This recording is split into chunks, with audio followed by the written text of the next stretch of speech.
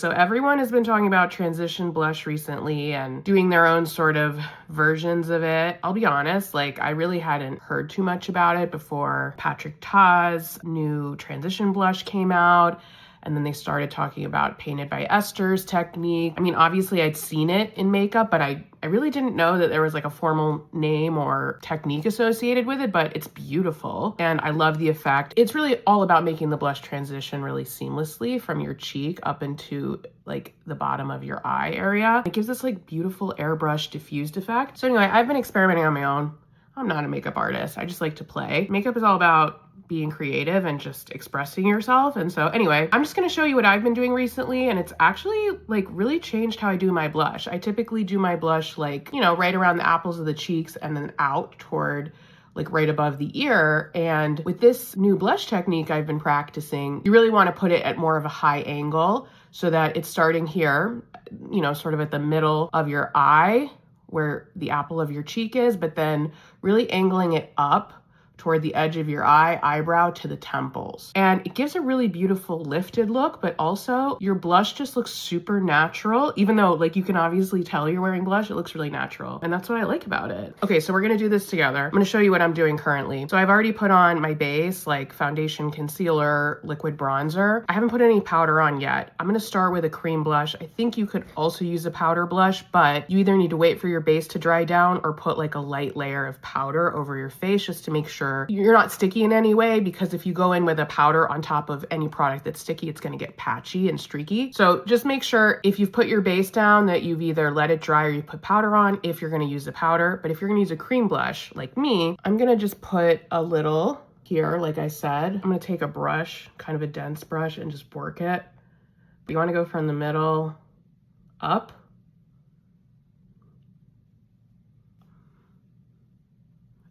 Don't be afraid. Because even though it looks like a lot of blush, you're gonna go over it with powder. It's gonna diffuse a little bit. And then I also like to go on my nose a little bit. That's a trick from my grandma.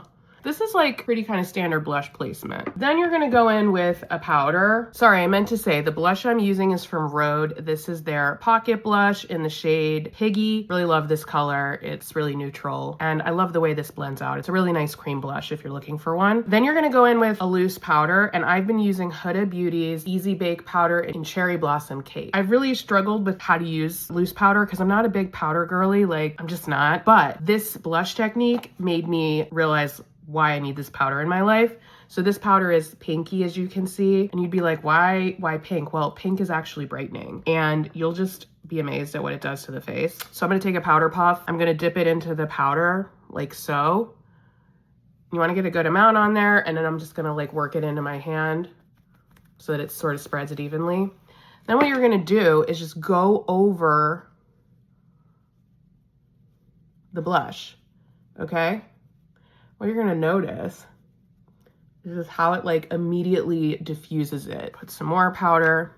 It just immediately like brightens and diffuses this area. No lie, you start to look like a baby doll. It's crazy. You don't wanna be afraid of using this powder because it's really that nice and that like fine and light on your face. It's not gonna make you look crazy or cakey, because that's kind of been my fear with powders over time, is just like looking dry like the Sahara.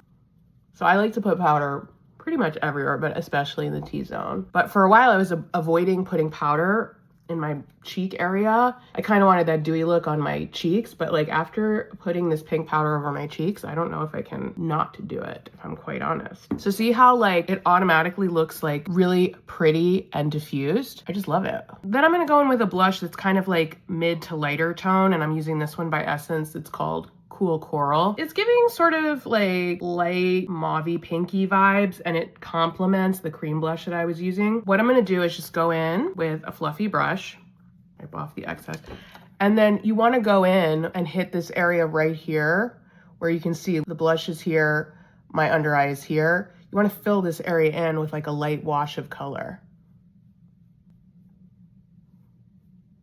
See? I'm not a makeup artist, I just like to play with makeup. But I can see a difference in just how the blush looks here versus here. It looks a lot more connected to my eye area, and it just like flows better instead of being this like hard cutoff right here, which is honestly how I've done my blush for years, and it didn't look crazy to me. I've gotten compliments on my makeup, even like doing my blush like this, but you can just see how adding a little flush of color and filling in that gap really creates a nice effect.